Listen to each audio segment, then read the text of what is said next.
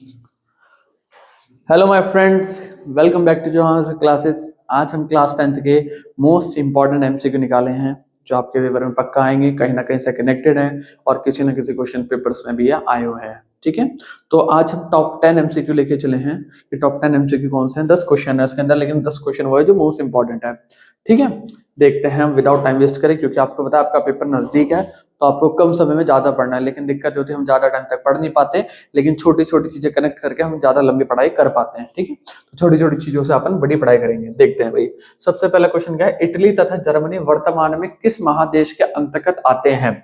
तो यहाँ पे बोलेंगे कि भाई यहाँ पे बोल रहे हैं इटली और जर्मनी। क्या? इटली और जर्मनी किस महाद्वीप में काउंट होते हैं? क्या भाई, किस महाद्वीप में? इटली और जर्मनी किस महाद्वीप में आते हैं? तो आपको सीधा सीधा बोलना है कि इटली और जर्मनी भाई यूरोप में आते हैं। कहाँ आते हैं? यूरोप में आते हैं। तो आपका एक मार्क्स रेडी होगा कि इटली और जर्मनी कहाँ आते हैं? यूरोप के अंदर आते हैं। ठीक है, चलो भाई आगे बात करते हैं हम। अगला क्वेश्चन क्या है? अगला क्वेश्चन यहाँ पे कह रहा है कि इटली और जर्मनी के एकीकरण। आपने दोनों पढ़ा है, इटली का एकीकरण और आपने जर्मनी का एकीकरण भी पढ़ा है। तो यहाँ पे पूछ रहा है इटली और जर्मनी के एकीकरण के विरुद्ध निम्न में से कौन था? मतलब इटली के और जर्मनी के, इन दोनों के विरुद्ध में कौन था? तो भाई यहां पर था ऑस्ट्रिया। कौन था? ऑस्ट्रिया था, है ना? बिल्कुल सही है। चलो भाई, ऑस्ट्रिया था। आगे बात करते हैं। अगला क्वेश्चन क्या है अपना? थर्ड क्वेश्चन, गांधी जी ने दांडी यात्रा किस तिथि को आरंभ की थी? आपको पता है आपका एक चैप्टर है गांधी जी के ऊपर, तो पूरा हिस्ट्री का सेकंड चैप्टर ही उसी पर है। तो यहाँ पे पूछ रहा है गांधी जी ने दांडी यात्रा किस तिथि को आरंभ करी थी? तो यहाँ पर तिथि पूछ ले तो आपको सीधा सीधा बोलना भाई 12 मार्च 1930 को। कब करी थी? 12 मार्च 1930 को। साथ साथ आपको ये पता होना चाहिए दांडी यात्रा भी कहते थे उसे, और उसको साथ साथ नमक यात्रा के नाम से भी जाना जाता था। और बेटा एक और नाम था उसका, सविनय अवज्ञा आंदोलन। क्या था? सविनय अवज्ञा आंदोलन। तो पेपर के अंदर कुछ भी आ जाए, इन तीनों में से कोई भी नाम आ जाए तो घबराना नहीं है आपको, चाहे दांडी यात्रा, चाहे नमक यात्रा, चाहे सविनय अवज्ञा आंदोलन, इन तीनों में से कुछ भी पूछ। लेकिन तिथि कब थी? तो 12 मार्च 1930 को ये एक यात्रा शुरू करी थी गांधी जी ने, जो कहां से शुरू थी? उनके आश्रम से शुरू हुई थी। और कहां तक गई थी ये होते हुए? भाई पूरी दांडी तक गई थी। कहां तक गई थी? दांडी तक गई थी। याद रखना आप ये बात। ठीक है, चलो आई होप आपको यहां तक समझ में आ गया होगा। अगले क्वेश्चन पे चलते हैं। जो एमसीक्यू है थोड़ा थोड़ा में आप ये चीज रखो कि बड़े बड़े क्वेश्चन भी कंप्लीट करते हुए चलो, ताकि आपके लिए हेल्पफुल रहे वो। ठीक है, आगे देखते हैं अपन। अगला क्वेश्चन है हमारा कि गांधी जी ने असहयोग आंदोलन की शुरुआत कब करी? आपको पता होना चाहिए एक आंदोलन और हुआ था, उस आंदोलन का नाम क्या था? असहयोग आंदोलन। तो भाई असहयोग आंदोलन कब शुरू हुआ था? तो आपको पता होना चाहिए 1 अगस्त 1920 को। कब हुआ था? 1 अगस्त 1920 को असहयोग आंदोलन। और ये भी शुरू किसने करवाया था भाई? गांधी जी के द्वारा ही शुरू करा गया था। अब सबसे बड़ी इंपॉर्टेंट चीज यहाँ पर आती है, गांधी जी का एकमात्र सबसे बड़े आंदोलन में इसको काउंट करा जाता है, महात्मा गांधी के द्वारा चलाया गया था। और इसमें उन्होंने ये बात बोली थी कि अंग्रेजों का हमें किसी भी कार्य में सहयोग नहीं करना, इसलिए इस आंदोलन का नाम असहयोग रखा गया था। एक तरीके से अगर मैं बताऊं तो ओवरऑल सारी चीजें बंद। ठीक है, तो इसकी डेट आती भाई 1920 में, तो सबको पता होता, लेकिन डेट क्या थी? 1 अगस्त। याद रखना 1 अगस्त 1920। चलो आगे चलते हैं भाई। अगला क्वेश्चन है हमारा कि बताइए रॉलेट एक्ट क्यों पारित किया गया? क्या भाई, रॉलेट एक्ट क्यों पारित करा गया? तो आपको पता होना चाहिए 1919 में भाई भारत के अंदर एक कानून लागू हुआ था, जिस कानून का नाम था रॉलेट एक्ट 1919। तो यहां पर पूछ रहा है ये क्यों पारित करा, क्या कारण था पारित करने का? तो यहाँ पर बहुत सारे ऑप्शंस हैं। जैसे हम पढ़ते हैं एक बार, क्रांतिकारी गतिविधियों पर अंकुश लगाने के लिए, सरकारी नौकरियों में प्रवेश के लिए। भाई सरकारी नौकरी प्रवेश के लिए तो था ही नहीं उस टाइम बिल्कुल भी, ये तो हट जाएगा। शिक्षण संस्थाओं में प्रवेश करने के लिए नहीं, कालाबाजारी को रोकने के लिए बिल्कुल नहीं, ये था क्रांतिकारी गतिविधियों पर अंकुश लगाने के लिए। बहुत सारे लोग आपको होता है उस टाइम क्रांतिकारी निकले थे, वायलेंस क्रिएट कर रहे थे या फिर नहीं भी कर रहे थे, लेकिन अंग्रेज सरकार ने कानून बना दिया रॉलेट एक्ट। इसके अकॉर्डिंग किसी भी पर्सन को जो क्रांतिकारी होते थे उन्हें अरेस्ट करके जेल में डाल दिया जाता था, और ज्यादा से ज्यादा मैक्सिमम नंबर बताएं तो 2 साल तक की सजा होती थी। कितने साल तक की? 2 साल तक की सजा होती थी। चलो भाई आगे बात करते हैं अपन। अगला क्वेश्चन, अगला क्वेश्चन क्या है भाई हमारा, अगला क्वेश्चन यहाँ पर ये आता है कि बताइए गेहूं के उत्पादन में, क्या भाई साहब यहाँ पर पूछ रहा है गेहूं के उत्पादन में कौन राज्य आगे है।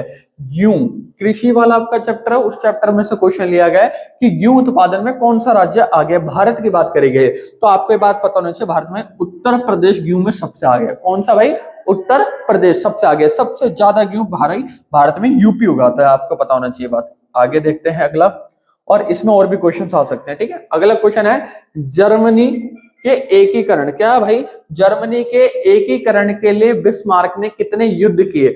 आपको पता होना चाहिए एकीकरण दो का हुआ था, एक तो इटली का एकीकरण हुआ था और एक हुआ था जर्मनी का एकीकरण। क्या भाई मेरे, एक इटली का एकीकरण हुआ था और एक हुआ था जर्मनी का। अब यहाँ पर यही पूछ रहा है कि जर्मनी के एकीकरण के लिए बिस्मार्क ने कितने युद्ध किए, लड़ाई कितनी करी थी। तो आपको पता होना चाहिए जर्मनी के लिए भाई 3 युद्ध करे गए थे। कितने युद्ध करे थे, 3 युद्ध 3 देशों से करे थे, आपने उसमें पढ़ा होगा, ठीक है, प्रशक द्वारा।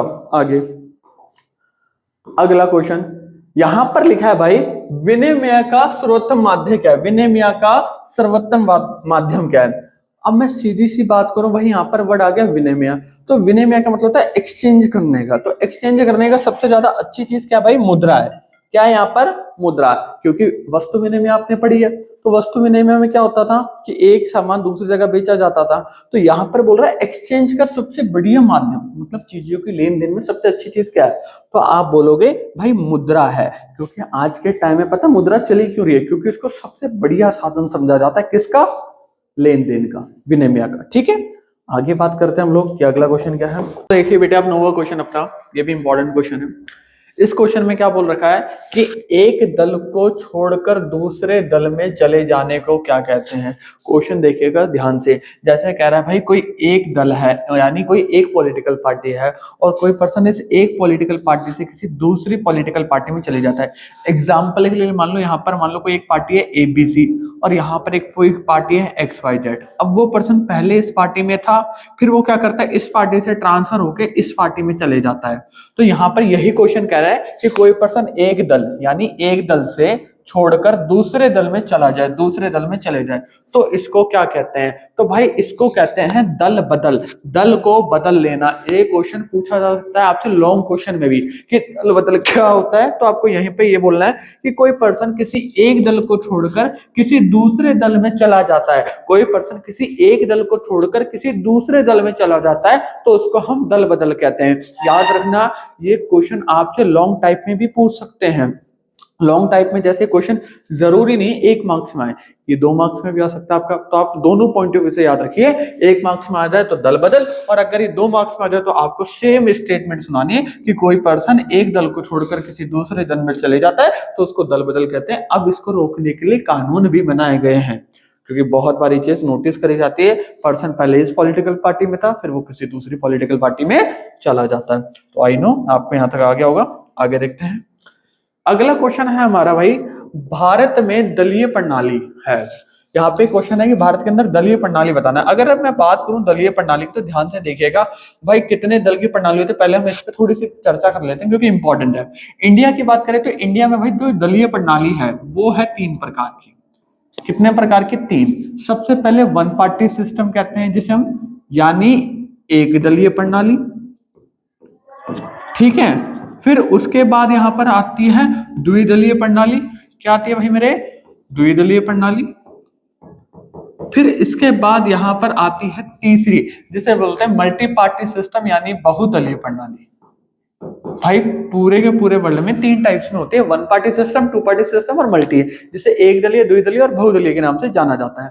अब यहाँ पे कह रहा है कि इंडिया में कौन सा है, तो पहले मैं इंडिया का आंसर दे देता हूँ कि इंडिया के अंदर तो है बहुदलीय प्रणाली। समझाता हूँ ये क्या है थोड़ा सा, ताकि आपका लॉन्ग क्वेश्चन भी रेडी हो जाए। यहीं पर एक दलीय प्रणाली का मतलब होता है जिस देश के अंदर कोई एक ही राजनीतिक दल हो, क्या, कि जिस देश के अंदर कोई एक ही राजनीतिक दल हो। समझ आ रही है बात मेरी यहाँ पर।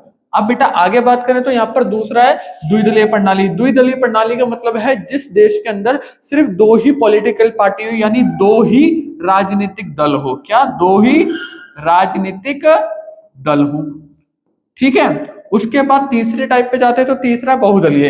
इसमें आपको ये बोलना है जिस देश में 2 या 2 से ज्यादा, क्या, 2 या 2 से ज्यादा राजनीतिक दल होते हैं वहां पर कौन सी प्रणाली होती है? बहुदलीय। एग्जाम्पल के लिए आप यहाँ पर इंडिया भी रख सकते हो, क्योंकि भारत ऐसा एग्जाम्पल है जिसमें बहुदलीय। आप देखते हो भारत के अंदर एक पॉलिटिकल पार्टी है या फिर दो ही है? नहीं ना, भारत के अंदर क्या है, दो या दो से ज्यादा पॉलिटिकल पार्टी स्टेबल हैं। आपने आईएनसी सुनी होगी, बीजेपी सुनी होगी, है ना। उसके बाद आपको पता होना चाहिए आम आदमी पार्टी हो गया, कितनी सारी बीएसपी पार्टी है, बहुजन समाज पार्टी, है ना। तो ये क्या है भाई? ये बहुदलीय प्रणाली है। क्या है? बहुदलीय। तो बेटा पूरे के पूरे वर्ल्ड में 3 पार्टी सिस्टम होते हैं, 1 पार्टी, 2 पार्टी और मल्टी पार्टी।